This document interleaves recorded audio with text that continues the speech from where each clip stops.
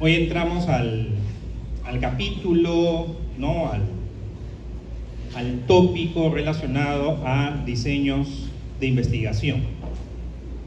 Ya hemos abarcado todo lo relacionado a lo que son las mediciones, ¿no? Frecuencia, mortalidad, asociación, impacto, revisando previamente lo que es causalidad, y ahora entramos al tema de los diseños, ¿no? Vamos a hacer una mirada general de cómo podemos clasificar las investigaciones en epidemiología. Luego vamos a hablar de las amenazas a lo que es las amenazas a la validez interna, ¿no? Lo que es el error sistemático. Y la próxima semana, ¿qué tenemos? El examen, ¿no? El primer examen. No, quienes no quieran no vienen y no hay problema. Por mí, mejor inclusive, ¿no? Tengo que corregir menos exámenes. Entonces, vamos a hablar de esta clasificación de los diseños y esta amenaza a la validez interna constituida por los errores sistemáticos, ¿no? Sobre lo que son los diseños de investigación, ustedes ya conocen por sus cursos de metodología. Entonces esta clase va a ser principalmente un repaso.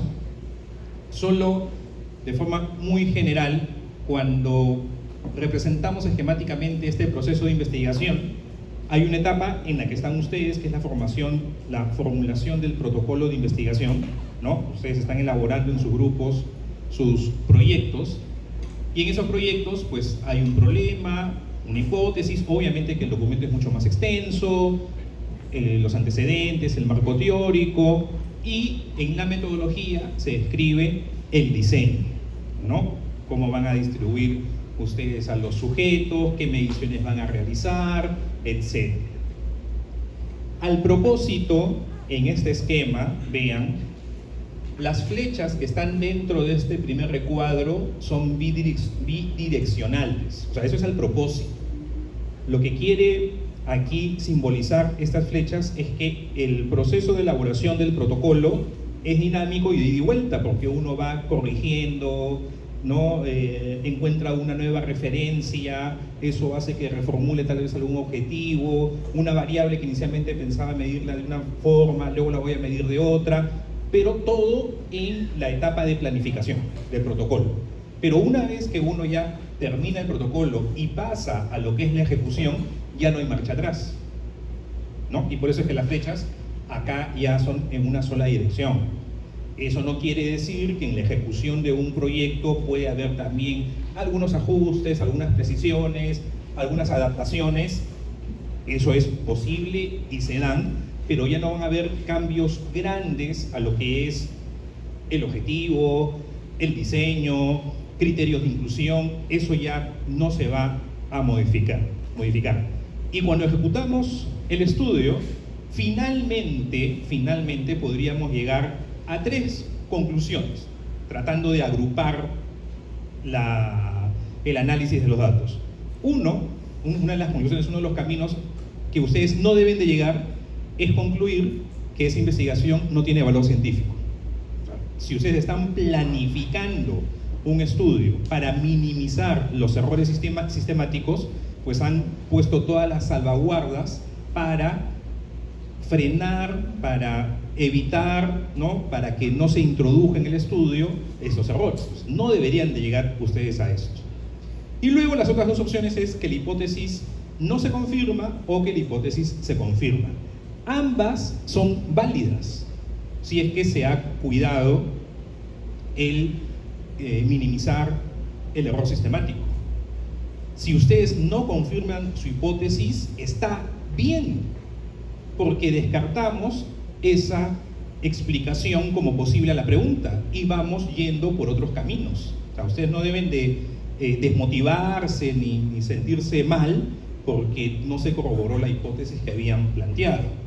Si se corrobora la hipótesis junto, ¿no?, con todo el cuerpo de conocimientos que se va generando, podemos establecer una teoría y, bueno, la aplicación de los resultados. Entonces, el diseño de investigación es este plan que ustedes están formulando para recolectar información en unos sujetos para una pregunta de investigación, y ya cómo aterriza es la disposición de sujetos, ¿no?, de los participantes en un espacio y en un tiempo, para ver cómo se comportan en relación a las variables de interés. Entonces, el ideal del diseño es estudiar el fenómeno de la manera más pura posible. Y la analogía que aquí nos ayuda son los estudios en laboratorio, donde controlamos todo, ¿no? Entonces controlamos la temperatura, controlamos la humedad, los pesos, ¿no?, los instrumentos, pero muy precisos, muy exactos, etcétera, ¿no?, queriendo incrementar la validez del estudio. Pero cuando vamos saliendo de las ciencias básicas, que podemos tener todo controlado en un laboratorio, y vamos yendo a lo que es el día a día, va a haber muchas circunstancias que nosotros no podemos controlar o no podemos prever, o en todo caso situaciones ajenas a la investigación que pueden interferir. Entonces lo que uno busca es evitar o reducir el error sistemático. Por eso les he estado comentando en estos minutos previos, ¿no?, que en sus protocolos ustedes están haciendo todo lo posible para evitar el error sistemático, evitar el error sistemático, evitar el error sistemático. Entonces eso tiene que estar planteado, tiene que poder evaluarse en sus protocolos. Entonces los diseños, una clasificación muy grande que ustedes van a encontrar en los libros, es estudios descriptivos, estudios analíticos. Pero digamos, la frontera, el margen, el límite entre uno y otro, llega a un momento donde pudiera ser no tan claro, ¿no? Entonces, en un extremo tenemos que los estudios me permiten describir hechos, que sería el estudio descriptivo, y en el otro extremo, el analítico explicativo, es demostrar asociaciones. Pero nosotros vamos a tener un intermedio, que es esta descripción de asociaciones, ¿no?, que digamos es este puente, este camino. Y es difícil, en realidad, en algunas circunstancias, decir, esto es solo descriptivo y no llega analítico. No, esto es analítico, pero además debe tener algo de descripción también. Entonces, puede ser algo complicado. Personalmente, yo no uso estos términos descriptivo, analítico. Cuando me refiero a un diseño, le pongo el nombre y apellido tal cual es, ¿no? Este es un estudio caso control, este es un estudio transversal, este es un estudio ecológico, y no entro a estas disquisiciones que a veces pueden ser algo complicadas. Pero en la mayoría de textos, de metodología, no necesariamente de epidemiología, se menciona. Entonces,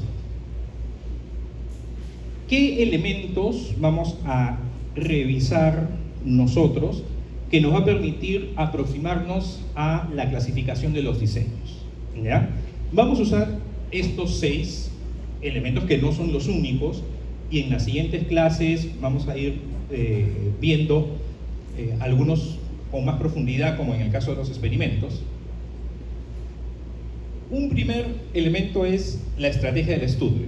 ¿Es observacional o experimental?, ¿no? ¿Dónde está la diferencia? En el manejo de la variable independiente.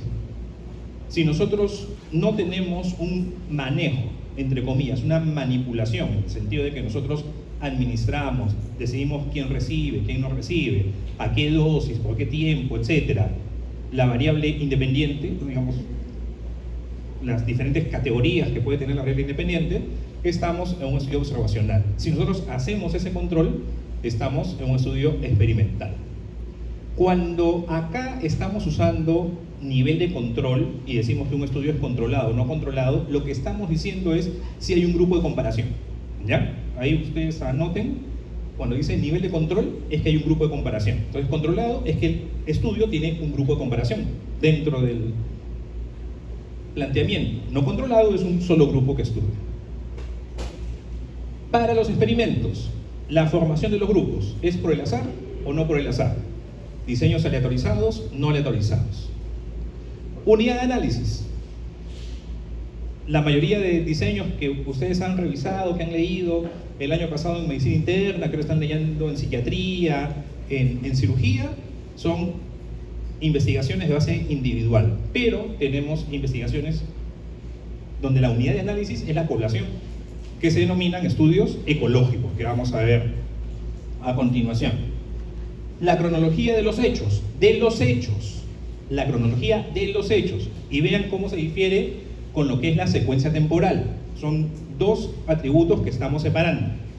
Entonces, los hechos ya sucedieron, van a suceder, o vamos a hacer una combinación de hechos que ya sucedieron con hechos que van a suceder. Entonces, ahí es que estamos usando esos términos prospectivo, retrospectivo, aspectivo. Y lo otro es la relación temporal entre la variable independiente y la variable dependiente. ¿Ok?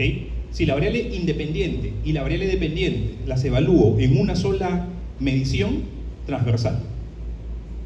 Si yo voy de la exposición de la variable independiente al efecto, ¿no? Tendría, por ejemplo, los estudios de cohorte, los estudios experimentales, y si voy del efecto hacia la exposición, pero que es en el pasado, aquí la flecha tal vez, o sea, debería estar exposición-efecto y la flecha más bien en el otro sentido, ¿no? Estudio, caso, control.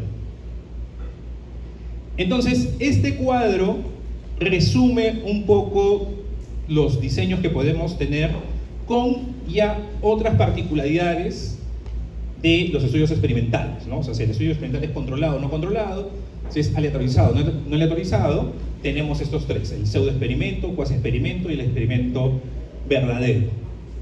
De los estudios observacionales analíticos tenemos los controlados, cohortes, caso control; los no controlados, el longitudinal, que es un solo grupo que se sigue en el tiempo; y justamente entre analíticos y descriptivos tenemos aquí el transversal, que en algunos textos figura como que puede ser analítico, en otros textos que puede ser descriptivo, por eso es que está de las dos ramas, está llegándose aquí a transversal.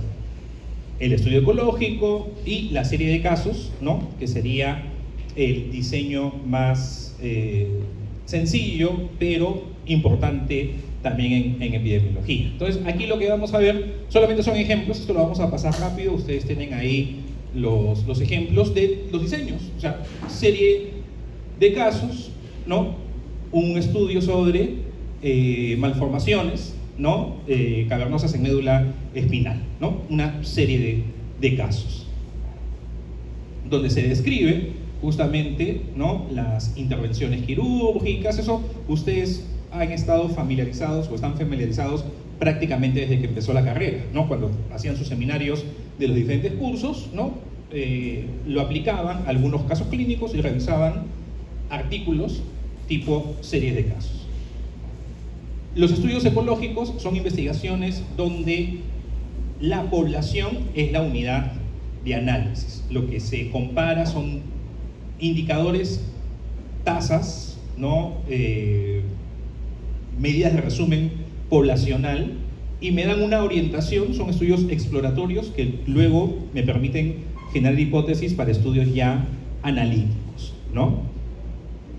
Por ejemplo, ¿no? Aquí se quiere relacionar la incidencia de cáncer con comportamientos en salud en Corea.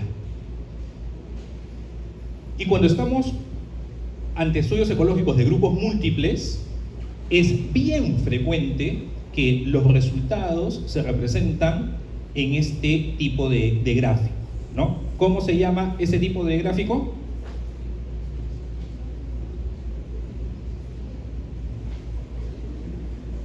Elsie Aquino. Elsie. ¿Dónde está Elsie? ¿Cómo se llama ese tipo de gráfico? Pamela Calderón.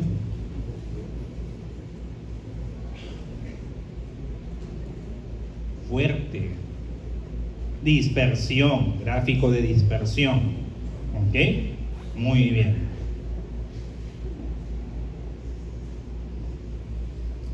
Rolando Castro.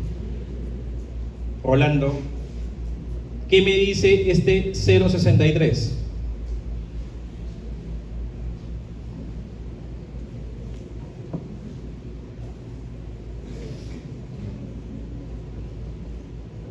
Félix Chauca, Félix, ¿qué te dice este 063?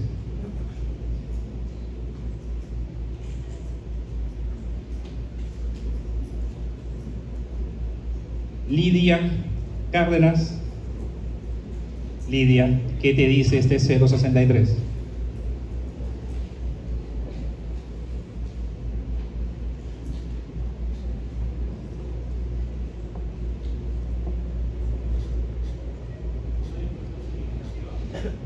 ¿Una dispersión significativa?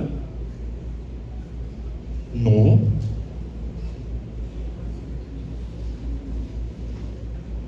Recuerden, revisen sus clases de bioestadística. Estudio transversal, no les voy a decir. Estudio transversal, ¿no? Acá los autores etiquetan su investigación como un estudio descriptivo transversal, ¿no? Ya habíamos hablado de eso hace 2, 3 clases, ¿no? ¿Qué otro nombre recibe el estudio transversal? Estudio de prevalencia, porque en los estudios transversales podemos calcular la prevalencia, ¿no? Entonces, en ese estudio transversal justamente se quiere estimar la prevalencia de estos problemas auditivos en infantes y en niños con trisomía 21. Luego, aquí tenemos un estudio transversal, pero vean cómo los investigadores etiquetan este estudio como un estudio analítico y transversal. Entonces, no es de que el estudio transversal es descriptivo, es analítico, hay esa variedad, ¿ok? Y bueno, se está analizando diferentes factores, ¿no?, en pacientes que están recibiendo cuidado en el hogar. Luego tenemos el estudio longitudinal. El estudio longitudinal, o sea, a ver, el estudio de cohortes es un estudio longitudinal. Por lo que hemos dicho, el estudio caso control también sería un estudio longitudinal que va a dar efecto hacia la exposición. Pero aquí está haciendo referencia ya como diseño, no como elemento, sino como diseño, a un estudio de un solo grupo en el cual hago un seguimiento a los pacientes, ¿ya? Entonces, se está evaluando, ¿no?, en pacientes que han tenido COVID-19, ¿no?, alteraciones en la materia, en la sustancia gris, ¿no?, en estos pacientes con COVID que tuvieron algunos problemas del sueño. Y se hace el seguimiento, ¿no? Entonces, medición 1, medición 2, en fin, ¿ya? El seguimiento. Y vean cómo se tiene medición basal, medición final, hay un antes y hay un después en el grupo, y dice, estos datos fueron analizados mediante una T. ¿Qué dice aquí? Ustedes lo tienen mejor en sus diapositivas. Una T variada, ¿no? Una T variada.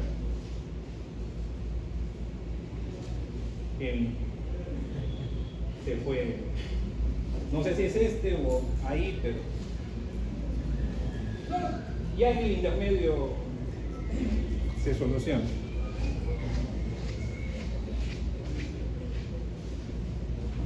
Guarden silencio porque no puedo hablar muy fuerte. Itamar. Aquí se ha usado una prueba TD-Student para datos variados. ¿Cuál es la alternativa no paramétrica a la prueba TD-Student de datos variados?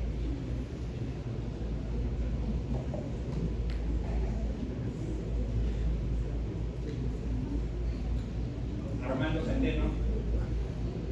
Armando.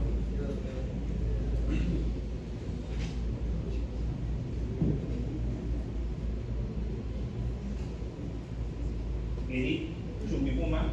Edith, ¿dónde está Edith? Edith Chumbipuma.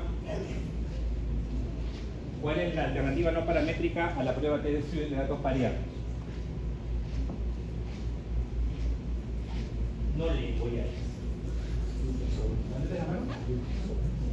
Ubicos a Santander del Burgos. Luego vamos viendo ya a los estudios observacionales analíticos, caso control. Vamos a tener una clase donde vamos a desarrollar caso control y cohorte con toda calma, con toda profundidad. Hay un capítulo en sus libros para estudios casos y controles, que es el capítulo que está junto con transversal. Entonces, es un capítulo que está zoológico, transversal y caso control. No estoy seguro si el cuerpo está en el mismo capítulo, pero de ese capítulo la extensión mayor es de caso control y luego hay un capítulo específico de cohortes. ¿Ya? Entonces, ¿qué capítulos son? 7 y el 8 cohortes. ¿Ya? Entonces, el capítulo 7 es donde está transversal y caso control, y el capítulo 8 donde está cohortes. ¿Ya? Incluso en lo que es el estudio, ya lo vamos a ver en la clase, no se preocupen. El caso control, por ejemplo, tenemos el caso control anilado, que es un caso control entre comillas prospectivo, y tenemos los estudios de cohortes no concurrentes o históricos, entre comillas se llama un estudio de cohortes retrospectivo. ¿Ya? Entonces ya en el capítulo 7 y 8 ahí está todo más detallado. ¿Y cuál es la medida de fuerza de asociación que calculamos en un estudio de cohortes? El reo relativo, que ya conocemos. ¿Y en el estudio caso control? OR, ratio, razón de 2. Y luego tenemos los experimentos. ¿No? El experimento es un estudio no controlado, ¿no? Es un experimental no controlado, no aleatorizado, no controlado. Es un solo grupo antes y después. ¿No? Entonces vemos en el tiempo cómo van variando, ¿no?, los indicadores de ese único grupo, pero tras una intervención. Ya uno podría decir, ¿es también un estudio longitudinal? Sí, es un estudio longitudinal, pero la etiqueta del diseño es un pre-experimento. Los cuasi experimentos son experimentos controlados, pero que no son aleatorizados. ¿Ya? O sea, el cuasi experimento tiene un grupo de control, el pre-experimento no. El pre-experimento es no controlado. El cuasi experimento es controlado, pero no es aleatorizado. ¿Ya? Los grupos no se forman por el azar. Y el experimento verdadero es el experimento aleatorizado. Y si es aleatorizado, necesariamente es controlado, porque la aleatorización significa distribuir a los pacientes en los grupos de estudio. ¿Ok? Este es un flujograma que se recomienda su presentación en esta guía, la guía Consor. ¿Cuántos han escuchado de la guía Consor? Levanten la mano. De la guía Prisma. 1, 2, 3. ¿Para qué sirve la guía Prisma?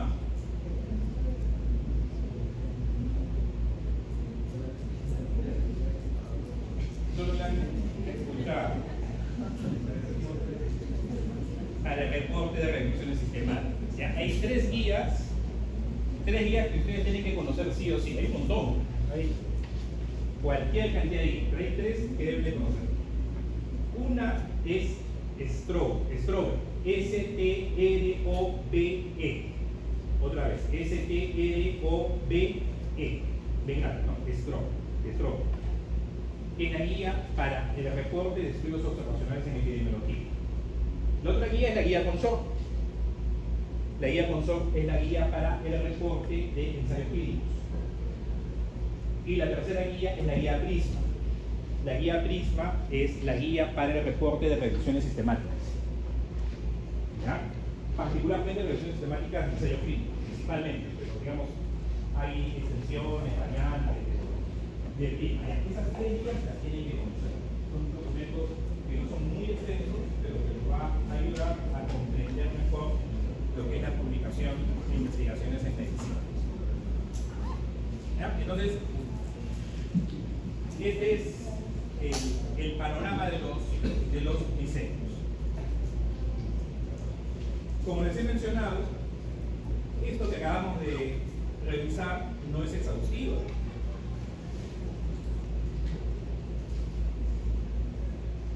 Vayan al capítulo 7. Vayan al capítulo 7.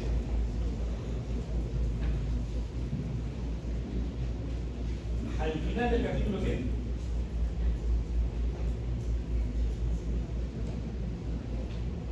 Antes de las preguntas.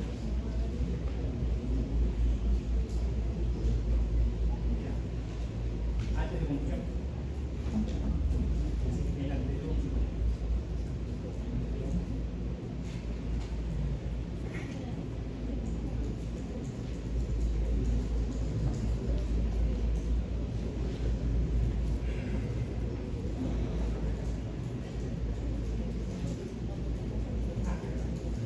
Página 175.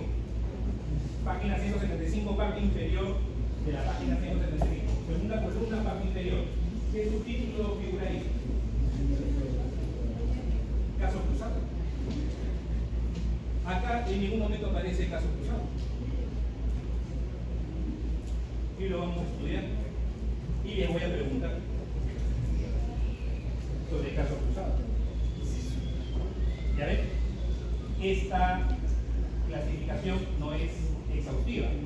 Ya no les voy a hacer, o sí les voy a hacer que busquen.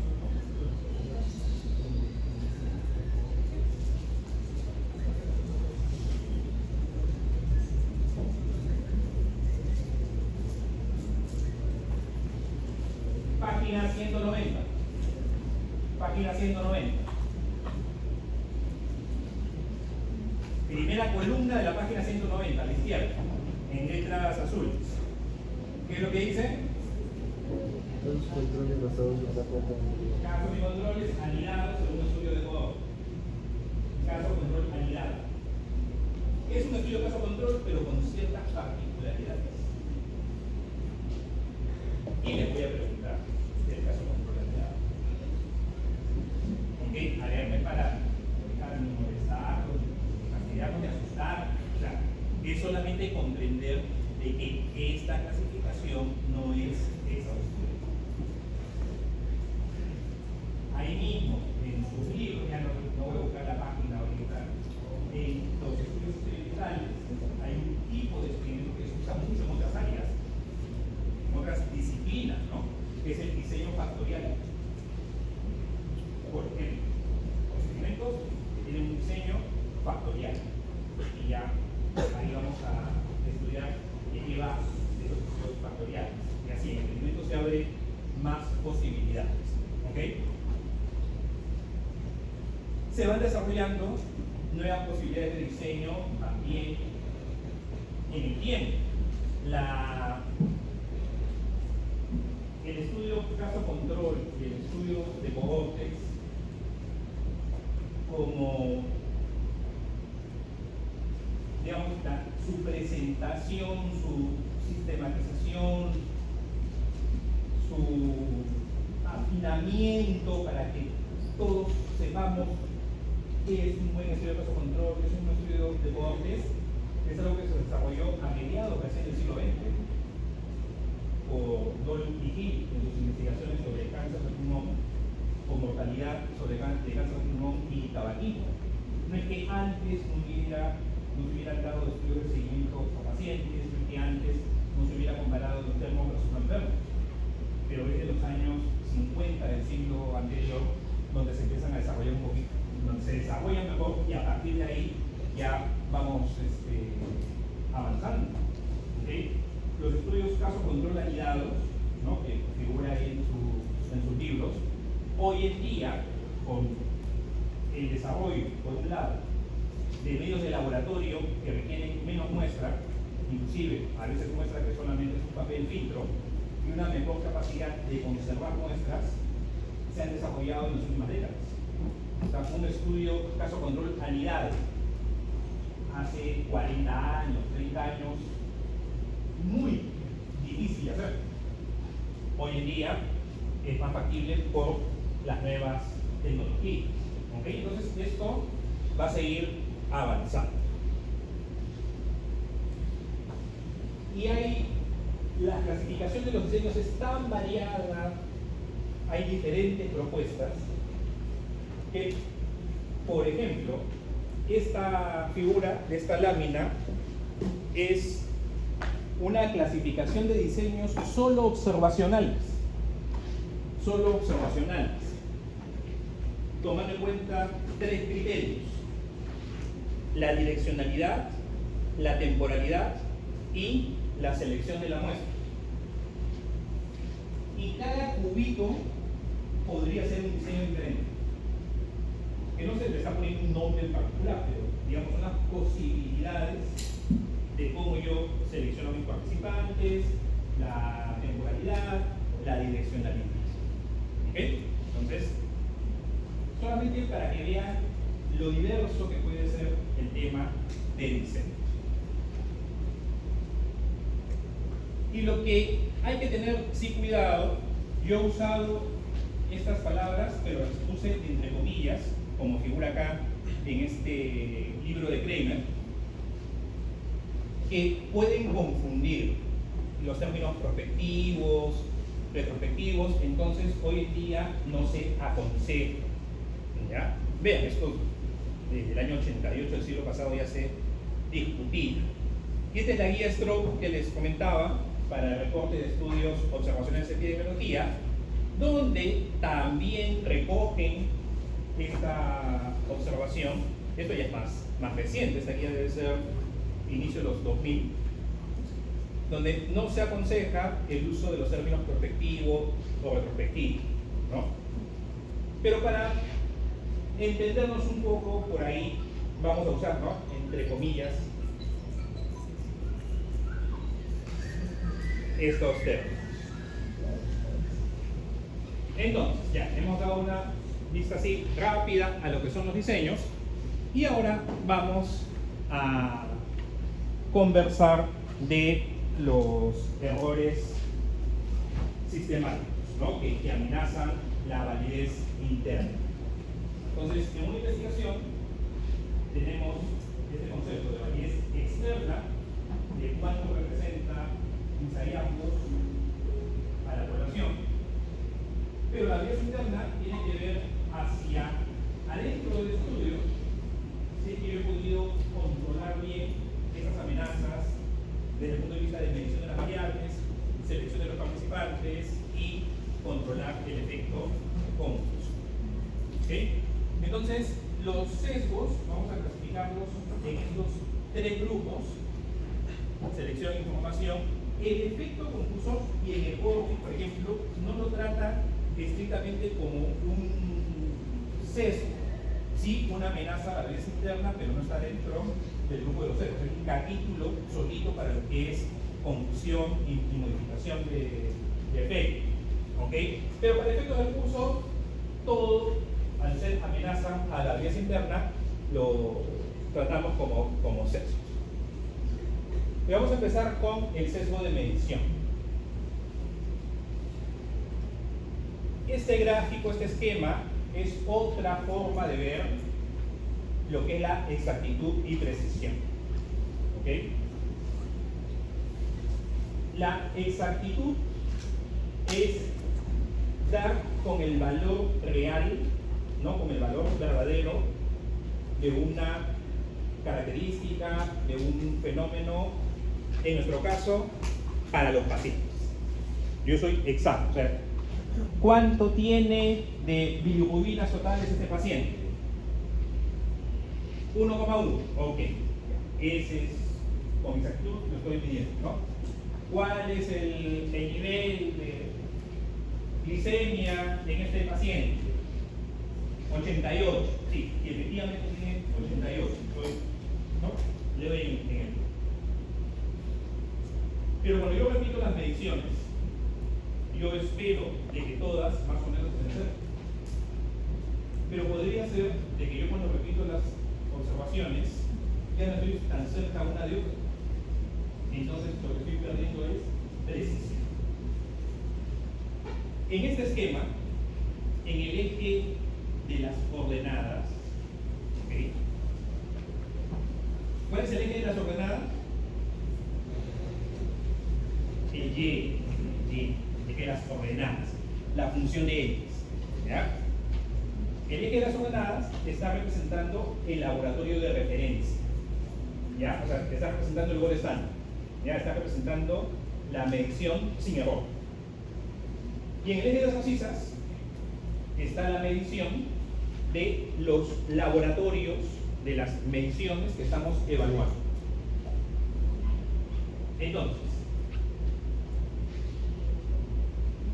si el laboratorio que estoy evaluando coincidiera con el laboratorio de referencia, mi observación debería de caer en la diagonal. ¿Ok? ¿No? Un paciente que tiene 10, mi laboratorio de referencia, perdón, mi laboratorio que estoy evaluando tiene 10. Si mi paciente tiene 50, mi laboratorio me dice 50 y así. ¿Ok? Entonces, este laboratorio 1 ¿es exacto, tiende a ser exacto o tiende a ser inexacto? Exacto. Exacto, ¿no? Coincide bastante bien en la diagonal.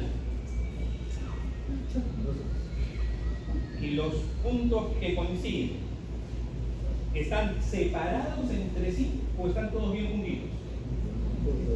¿Ellos son precisos o imprecisas las mediciones? Precisas. Vean este laboratorio 2. Los puntos están sobre la diagonal, más o menos. O sea, digo, hay cierta exactitud. ¿Pero es preciso el laboratorio 2? No, o ya no como el laboratorio 1. Ahora, vean el laboratorio 3. Aquí abajo. ¿Es exacto? No. Ninguno de los puntos cae sobre la diagonal. Es inexacto. ¿Pero es preciso? Sí, es preciso. Y el laboratorio 4, ni exacto ni preciso. ¿Ya? Eso es lo mismo que la representación con el tiro al blanco. ¿No? ¿Se acuerdan de la representación del tiro al blanco de exactitud y precisión? ¿Se acuerdan de la representación del tiro al blanco de exactitud y precisión? A ver quién sale a la pizarra y me hace un ejemplo. Ya, no se preocupen, tranquilo, tranquilo. Ustedes busquen, ustedes busquen. Entonces, la primera observación es exacta y precisa, la segunda no es tan exacta, perdón, es exacta pero no muy precisa, la tercera es inexacta pero precisa y la última es ni exacta ni precisa. ¿Okay? Vean que estoy usando el término exactitud y en la diapositiva dice validez. ¿Ya? Son sinónimos. Validez, exactitud son sinónimos. ¿Ya? Con precisión, uno de los sinónimos de precisión es fiabilidad. ¿Ya? Si ustedes se encuentran el término fiabilidad, es más bien el sinónimo de precisión. Entonces, el sesgo de medición va a tener diferentes nombres, también lo van a encontrar como sesgo de información, observación, clasificación, etc. Y que implica errores al momento de asignar los valores a los participantes. Y las fuentes de este sesgo de medición es variada. Puede ser que el propio observador esté sesgado, y por eso en los ensayos clínicos, que es donde más se usa ese término, ¿no? Cuando uno habla de los ensayos clínicos, ensayo clínico, aleatorizado, doble ciego, ¿no? Controlado, doble ciego. ¿Y qué es el ciego? En ese estudio experimental. ¿Qué significa que un estudio es ciego? Una cosa es aleatorizado y otra cosa es ciego. ¿Qué significa que sea ciego? Que el paciente no sabe qué es lo que está recibiendo. Y si es doble ciego, quien hace las observaciones, no el investigador, quien hace las observaciones, no sabe a qué grupo pertenece el participante. Para que ese observador no influya, para que ese observador no sea fuente de error en las mediciones. ¿Ya? El instrumento, la pregunta que siempre hago, así, ¿usted confía? ¿Tienen ¿no? Ciegamente aceptan todo lo que dice la historia clínica. ¿Quiénes van a hacer sus tesis basados en historias clínicas? ¿Nadie? Uno. ¿Quién más? ¿Nadie más? Bueno, ya, imagínense que todos van a hacer su tesis con historia clínica. ¿Ustedes creen en los pesos que figuran en historia clínica del paciente? ¿No creen? Hay serias dudas, no es algo así como el conteo de la OMS, ¿no? ¿Confío o no confío en este peso? ¿No? A ver, ¿cuántas veces, y ustedes ya en el hospital son caseritos, ya son ahí, prácticamente viven en el hospital, ¿cuántas veces han visto calibrar una balanza en el hospital? ¿No? Y en sus manuales está. En el manual de la balanza clínica está cómo calibrarla.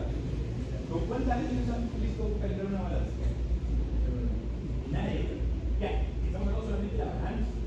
Imagínense ahora todos los instrumentos que hay en el hospital, si se calibran o no.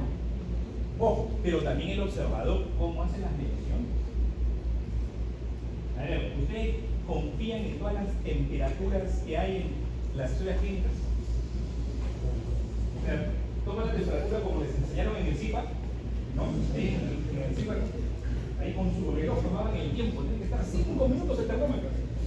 Ni un segundo más, ni un segundo menos, ¿no? No, o sea, por eso en sus protocolos tienen que describir cómo van a garantizar que las mediciones se van a hacer bien, ¿ya? Y así el sistema de medición, los propios sujetos de estudio, las variables prox, el procesamiento de datos, errores en el tiempo, en fin. Vamos a hablar ahora de estos tipos de sesgo de medición. ¿Okay? Solamente hay varios, hay otras clasificaciones, otros tipos. Tenemos el sesgo de aceptabilidad social, el efecto Hawthorne, la migración diagnóstica, el sesgo de memoria, la entrevista sustituta, el sesgo del entrevistador y el sesgo de vigilancia. ¿Ok?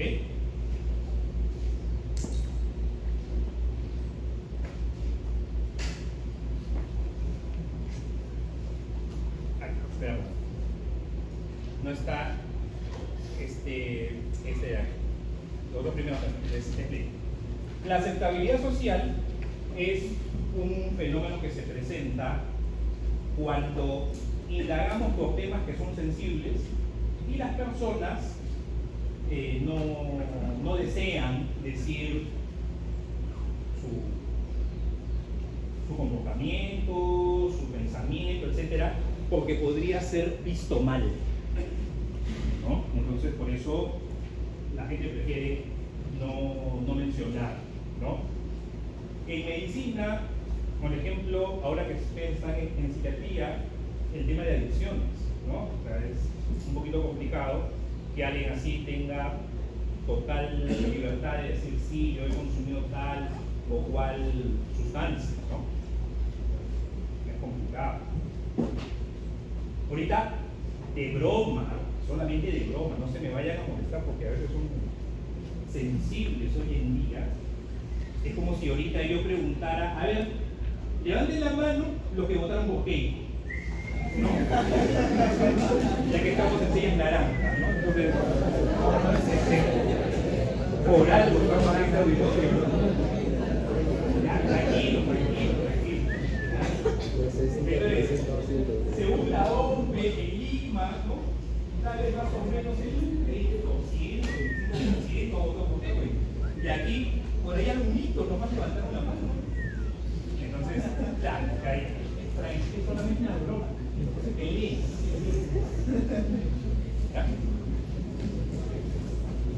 Entonces, ¿cómo ustedes logran que no se presente esto?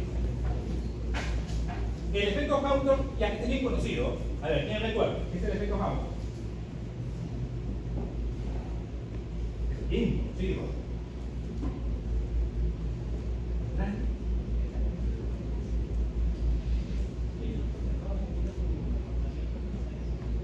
Exacto, exacto. Entonces, ustedes están en el hospital, ahora en cirugía, ¿no? Van a entrar a la sala de operaciones y dicen, aquí está el profesor que nos va a evaluar. Uy, hacen un lavado quirúrgico, pero espectacular, ¿no? Con toda la técnica, el tiempo, etcétera, que requiere, ¿no? Hasta el hombro se van ahí a lavarse, ¿no? Pero cuando no está el profesor, dice, ya, lávese para la sala. Ahí rapidito nomás y ya, ¿no? Está mal, ¿no? Tiene que lavarse bien, cuidar al paciente, ¿no? Entonces, el efecto Compton se describió en una fábrica, ¿no? En un complejo industrial, dentro de lo que es la evaluación del proceso. O sea, había un grupo de investigadores que querían ver cómo estaba rindiendo, ¿no? Dónde se podían corregir algunos aspectos del proceso de fabricación, ¿no? Y fueron a ver a la fábrica los trabajadores y resultaba que todo era perfecto. Pero sí, hemos venido para ver dónde están los errores, pero llegamos y todo es una maravilla. Claro, porque el trabajador sabía que estaba siendo observado. ¿Ya? Entonces, cuando una de las medidas para evitar eso, ¿no? Es que las evaluaciones sean ciegas, la persona no sepa que está siendo evaluada. El sesgo de migración diagnóstica es un fenómeno que sucede cuando en el tiempo cambian los criterios diagnósticos. ¿Ya? Cambian los criterios diagnósticos. Entonces, ¿qué suele suceder? ¿Qué suele suceder? Vamos a poner solamente dos niveles. Aquí inclusive hay tres, pero vamos a poner solamente en dos. Y yo tengo que mi nivel para decir que alguien es enfermo está a esta altura. No enfermos, enfermos. ¿Ya? Los que están por debajo del nivel, yo los considero como sanos. Los que están por encima del nivel, los considero enfermos. ¿Ya? Vean a qué nivel. Pero este nivel, que es una frontera, me está marcando un límite entre una característica que es continua. ¿No? O sea, acá están los sanos, y digamos que más abajo estarían los más sanos. Y los que están arriba estarían los más enfermos. Pero yo he puesto este nivel. Ya. ¿Qué pasa si yo, entre comillas, quiero ser exigente? ¿Qué es lo que usualmente pasa en medicina? O sea, en medicina, ¿qué es lo que suele suceder? Yo bajo el nivel para captar a más enfermos, ¿no? O sea, soy más, entre comillas, exigente y entonces bajo el nivel. ¿Ves? Al bajar ese nivel, de aquí a un poquito más abajo, hay un grupito que antes era considerado como sano.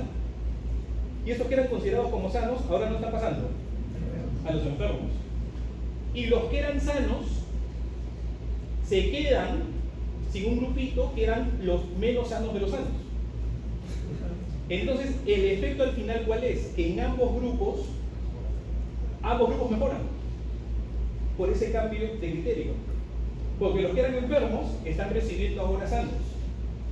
Y los que eran sanos se están liberando de los que estaban peor.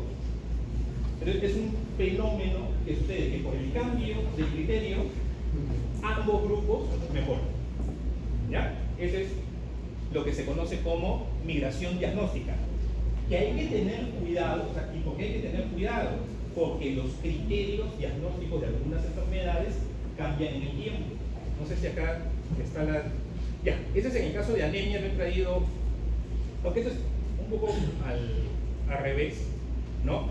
¿Se acuerdan que les dije que habían cambiado los criterios de diagnóstico de anemia? ¿No? Y ya revisaron esta guía.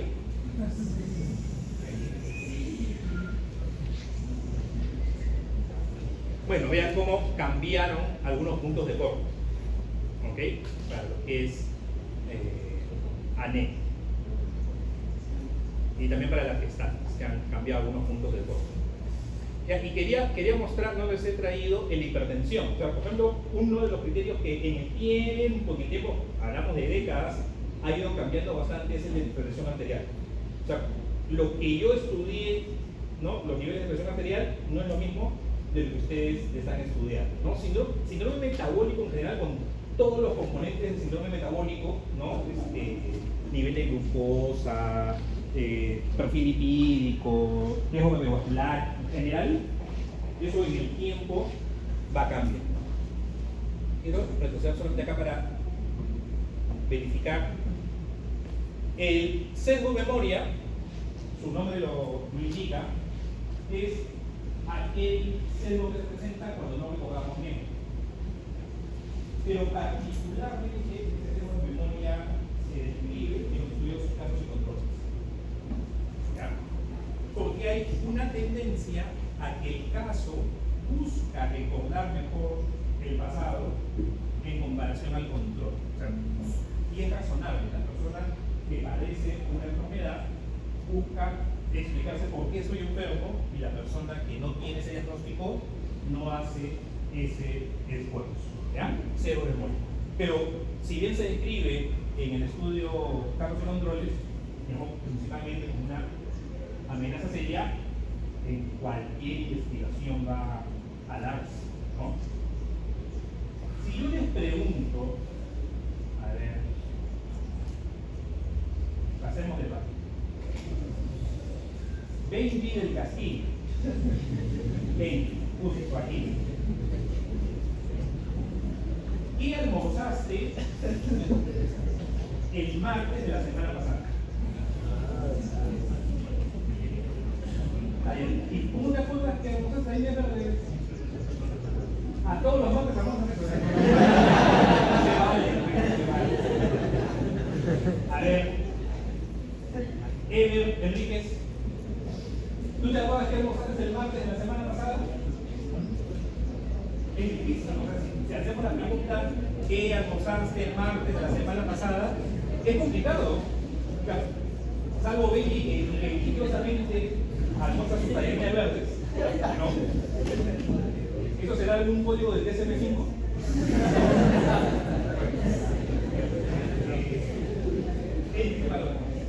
Ya, pero ahora les pregunto, vean, primera pregunta, ¿qué almorzaron el martes de la semana pasada? Segunda pregunta, ¿qué cenaron en Navidad? ¿Se acuerdan? ¿Y por qué acordarse de lo que cenaron en Navidad después de hace meses? Que viene más rápido o más fácil a la memoria de lo que almorzaron hace una semana. Por el contexto, por lo que significa, etc. Tal vez algunos de ustedes fueron quienes prepararon la cena o colaboraron en preparar la cena, entonces entre no es lo mismo, no es lo mismo, pero en un estudio casos y controles, el enfermo tiene una motivación diferente para recordar en comparación a alguien que no tiene esa enfermedad. O sea, imagínense que ustedes son seleccionados como controles de un estudio, casos y controles de una enfermedad de estas rarísimas, ¿no? Que ustedes no padecen. Y les preguntan todos sus antecedentes laborales, viajes, qué han comido, etcétera, etcétera. Entonces, ni se acuerdan. El enfermo tal vez sí va a procurar hacer memoria. Entrevista sustituta es cuando el participante no puede dar información. Típico pediatría, pero no solamente pediatría, ¿no? Porque al menos en pediatría el cuidador está cerca al niño. Pacientes críticos en UCI, ¿no? Y tiene que ir, ¿no? El esposo, la esposa, el hijo, el papá a dar alguna referencia. No necesariamente sabemos todo de nuestras personas más cercanas. A ver, no lo quiero, pero el papá de alguno de ustedes es hospitalizado en UCI. Ustedes podrían dar, y ustedes que saben cómo es una historia clínica, ustedes podrían dar toda la información que se requiere en una historia clínica de sus papás. No, porque no conocemos todos sus comportamientos, hábitos, antecedentes, etc. ¿No? Entonces, en una entrevista sustituta puede darse esta situación, como es otra persona a la que tiene que dar la información, no hay sexo. Esto del entrevistador es algo que ya hemos conversado, y el sesgo de vigilancia en salud pública. A veces hay enfermedades que tienen un especial interés, que se intensifica su búsqueda, y entonces vamos a digamos, estar más atento a esas patologías que otras, y en una investigación eso podría traer problemas. Eso es la cosa. Ese sesgo de información puede ser diferencial o no diferencial. Diferencial es cuando los grupos que estamos estudiando se miden de forma diferente. Eso es hoy. El sesgo no diferencial es cuando todos son medidos de una forma inadecuada. Lo clave del sesgo no diferencial, cuando la variable que evalúo es dicotómica, o solamente en ese caso, cuando la variable que evalúo es dicotómica, tiende a subestimar la asociación. En sus presentaciones, cuando acá estoy diciendo tendencia a subestimar la diferencia o asociación, si hablamos de asociación y riesgo relativo, ¿qué significa que se subestima la asociación? ¿El riesgo relativo?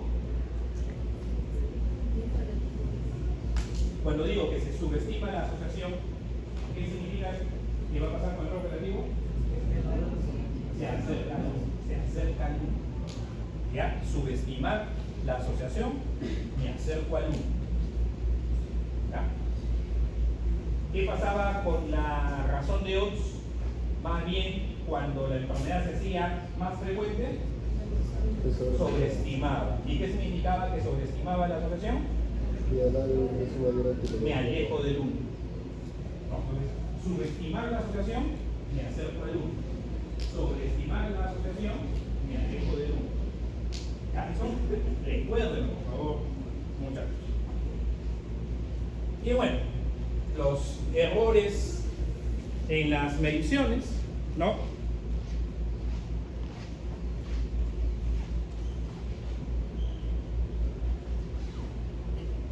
William Garcés, ¿dónde está William?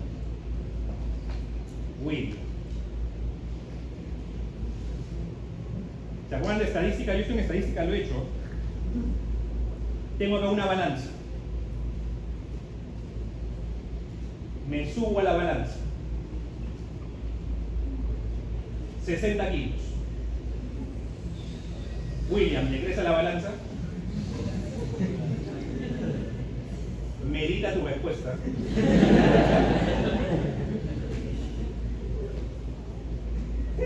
William, 60 kilos, dice la balanza. ¿Peso 60 kilos?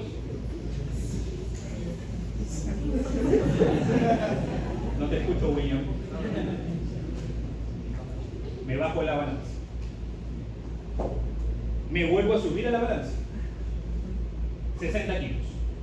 Ya son 2 mediciones. ¿Cuánto peso, William?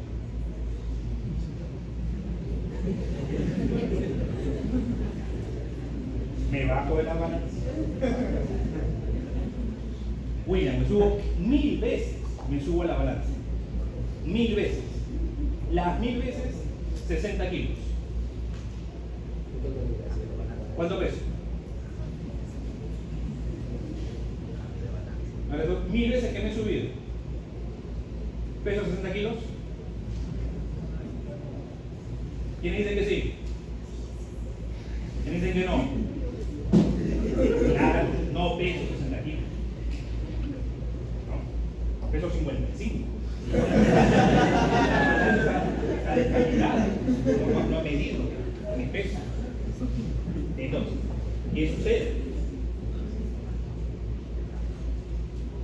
La repetición de las observaciones no corrige el error sistemático. ¿Okay? Por eso, por un lado hay error sistemático y por otro lado hay error aleatorio. El tamaño de muestra me ayuda a disminuir el error aleatorio. Eso lo conversamos en estadística. Y por eso es que entra, cuando uno calcula el tamaño de muestra, cuál es mi nivel de confianza, cuál es la potencia, ¿no? Eso tiene que ver con alfa, con beta, que son los errores estadísticos. Error tipo 1, error tipo 2. Tamaño es error sistemático, el número de operaciones. No corrige el error sistemático. Si la balanza está descalibrada, puedo hacer 1.000.000 de pesadas y el 1.000.000 de las pesadas están equivocadas, porque el instrumento está mal. ¿Ya? Es un error de la medición. Y este es un libro bonito, no lo lean, como dice Melcochita, ¿ya? Lo van a leer para sus tesis. O sea, no lo lean ahorita para el curso. Están con psiquiatría, cirugía, será una locura.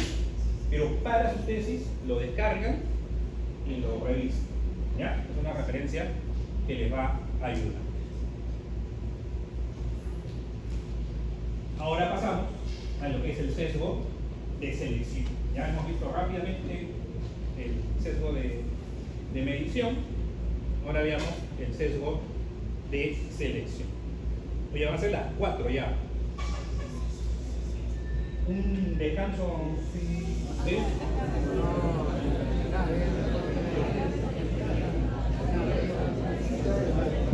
10 minutos. 10. Está bien. Hay que acabar. Yo, como mi amigo Poncio, me lavo las manos. ¿Ya? Ustedes están cansados, yo les he ofrecido. Sí, sí.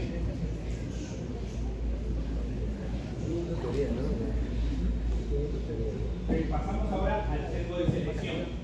Ya hemos visto sesgo de medición, sesgo de selección. B. En ese estudio quieren determinar los factores de riesgo asociados con una infección aguda de hepatitis B en un brote epidémico. En un brote epidémico. En ese brote, ¿qué factores desencadenaron justamente la ocurrencia, ¿no? La transmisión de esta enfermedad? Y ya cuando ustedes lean, porque eso en la clase no lo desarrollamos, pero cuando ustedes lean sus libros, en el capítulo 7, donde están casos y controles, se describe que en los casos y controles podría haber un segundo control. Puede haber. Pero en este caso, ¿qué sucedió? Que se plantea un segundo control de personas que no estuvieron en la base militar donde se produjo el brote. Como suelo comentar en estos casos, hay un brote en Cangallo. ¿Okay? Los comensales, que ahorita están haciendo su debate de candidatos a esta junta directiva de los comensales de Cangallo, van a esta cena especial por Navidad, ¿no? del gusano y todo eso, y empiezan con sus molestias digestivas, ¿no? Malestares, vómitos, etc. Y hay que investigar, ¿no? ¿Qué fue lo que comieron, qué no comieron, quién se guardó el tamal para más tarde, qué sé yo, ¿no? Y resulta que uno de ustedes dice, para investigar el brote que ha habido en Cangallo, vamos a tomar a un grupo de personas que fue a almorzar a la ciudad universitaria para ver cuál es el origen del brote de Cangallo. ¿Tiene sentido? No tiene sentido. Porque yo quiero investigar en ese brote cuál es el alimento que causó la enfermedad, ¿no? ¿Quiénes consumieron cada producto? La ciudad universitaria fue otra preparación. Y aquí tomaron un grupo control que no había estado en la zona del brote. Y cuando se hace el análisis, esta tabla está comparando los casos contra el grupo control 2. Vean que hay variables específicos a la zona donde tiene el brote. Por ejemplo, ¿no? Te voy a preguntar, ¿y la prueba que hiciste en Cangallo, ¿Estaba cuando llegaba al seno o no llegaba al seno? Antes de ir a Cangallo, ¿pasaste o no pasaste por el jardín botánico? Antes de ir a Cangallo, ¿fuiste a anatomía o no fuiste a anatomía? Etcétera. En los universidades no tienen eso. Y pregunto por cosas específicas de la zona, ¿no? Y resulta, entre los resultados, que sale que la mordedura por murciélago es un factor de riesgo. Y al pobre murciélago lo relacionan con hepatitis B. ¿Qué culpa tiene Batman? ¿No? Entonces, claro, ¿por qué? Porque se seleccionó mal el control. Ese grupo de comparación no es adecuado y me lleva a conclusiones inadecuadas. Eso es en general los sesgos. Yo mido mal una variable, me lleva a una conclusión inadecuada. Selecciono mal sujetos, me lleva a una conclusión inadecuada. No controlo el efecto confusor, me lleva a una conclusión inadecuada. Incluso en ese número de la revista se hizo una editorial, ¿no?, donde resaltan la posibilidad que el pobre murciélago está relacionado con la transmisión de la hepatitis. O sea, error tras error. Tienen que tener cuidado cuando leen las publicaciones científicas. Entonces, el sesgo de selección es una amenaza de la validez interna, pero también está relacionado con la representatividad, que es validez externa, ¿no?, la selección de los sujetos. Hay diferentes tipos de sesgo de selección.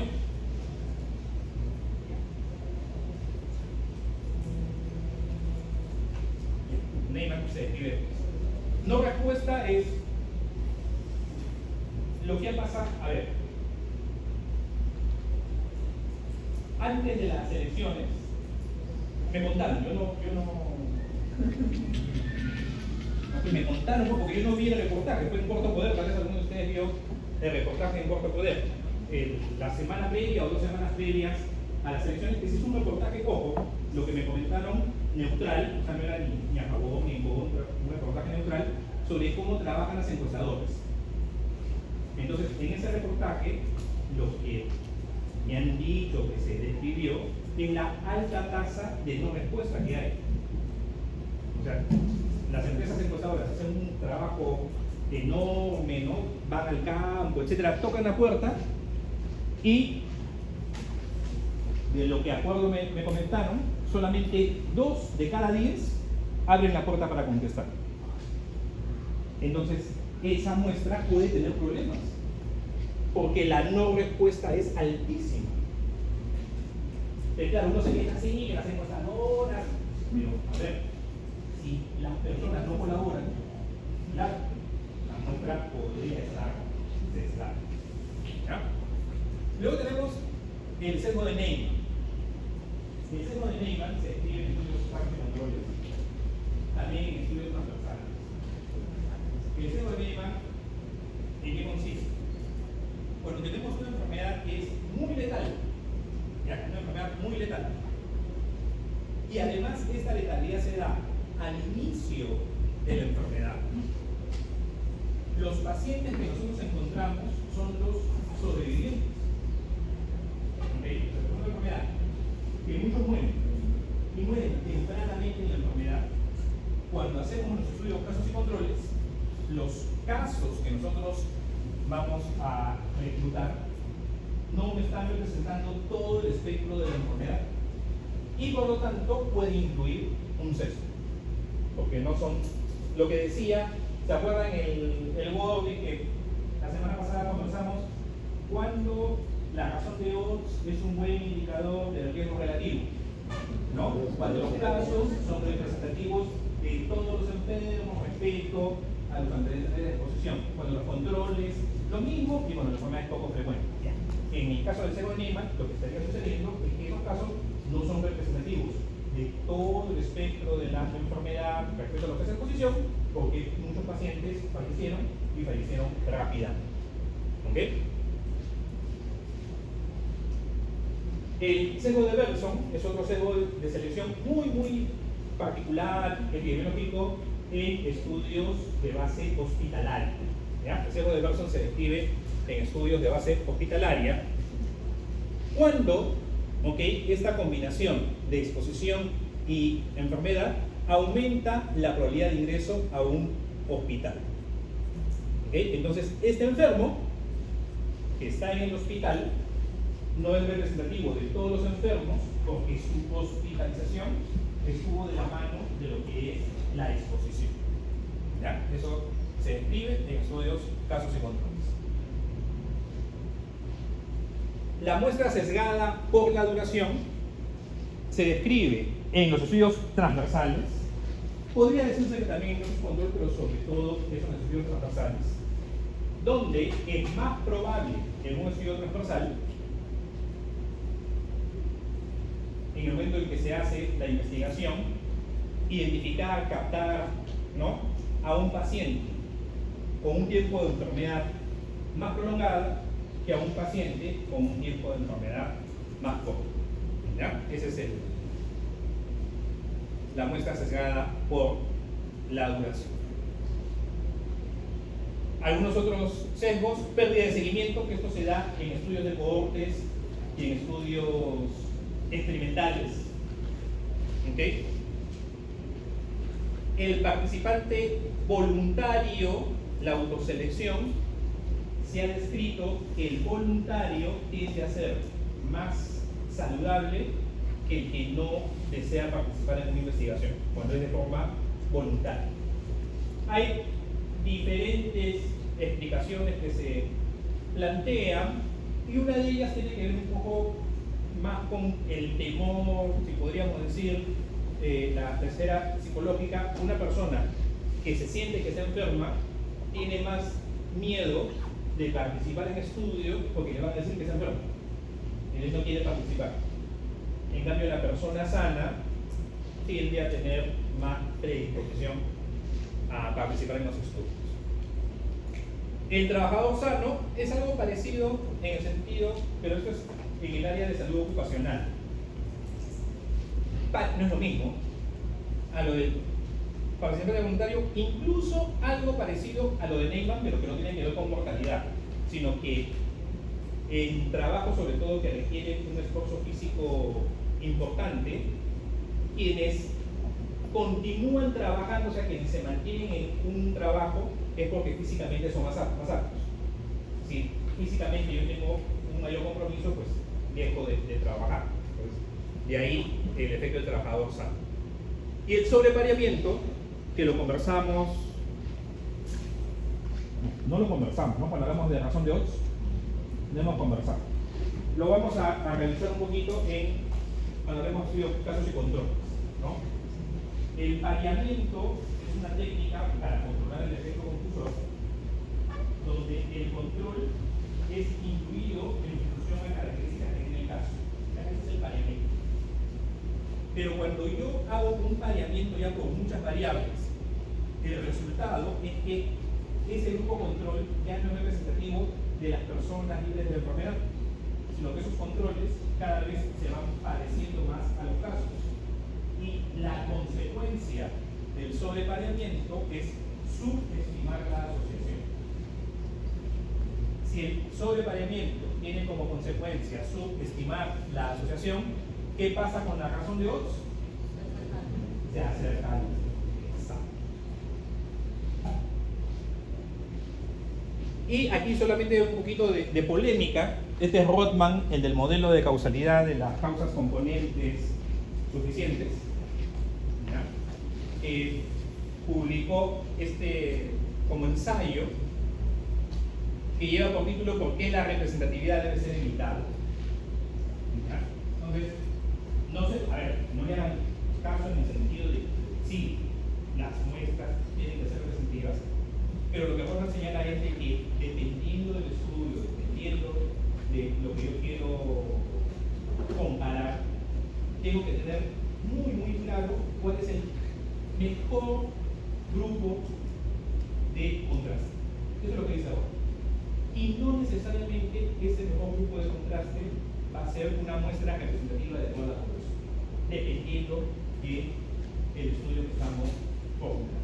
¿Ya? Eso es lo que dice Ronald, pero se los traigo solamente para que sepan que hay todas estas discusiones respecto a la selección de participantes. Y bueno, el sesgo de selección, con el sesgo de medición, con el efecto confusor, pues están todos relacionados, están ahí, todos colaboran para lo que es amenazar la validez interna. Y tenemos, ya pasando a lo que es el efecto confusor, esta investigación sobre el café, consumo de café y cáncer de páncreas. Publicado, ¿cómo se llama esta revista? New England Journal of Medicine. La pregunta que siempre hago, y en estadística les hice la pregunta, ¿dónde se edita New England? Inglaterra. En Estados Unidos, en Massachusetts. En Inglaterra es lo que ahora se llama Massachusetts. En Estados Unidos, en Inglaterra. Estados Unidos. ¿Ya?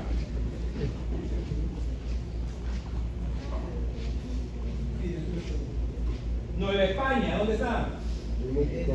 Es México. Nadie decía México. Nueva España. ¿Ya?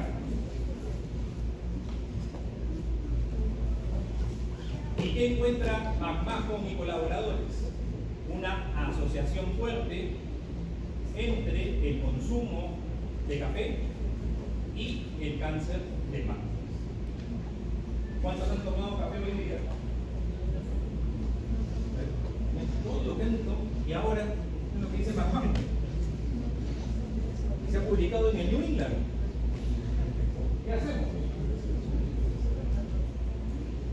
Entonces, ese es un ejemplo de sesgo, y vamos a ver luego otro esquema que los libros de epidemiología recogen. Y ahí en el juego es uno de los, cuando habla de sesgos, el ejemplo que pone consumo de café y cáncer de páncreas. Y en ese estudio la muestra estuvo mal seleccionada. Entonces, tanto en el diseño, en la ejecución y en el análisis hay que poner salvaguardas. Y ustedes están ahorita en esta etapa, en la del diseño. ¿Ok? Y bueno, ya cuando se ejecuta y en el análisis. ¿Preguntas? Porque falta todavía lo de